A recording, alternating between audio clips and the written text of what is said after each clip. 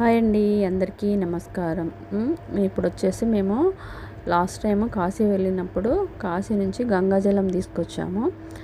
అది తీసుకెళ్ళి మళ్ళీ ఈసారి రామేశ్వరం వెళ్ళినప్పుడు ఈ గంగాజలంతో అక్కడ శివుడికి అభిషేకం చేయించడం అయితే జరిగింది.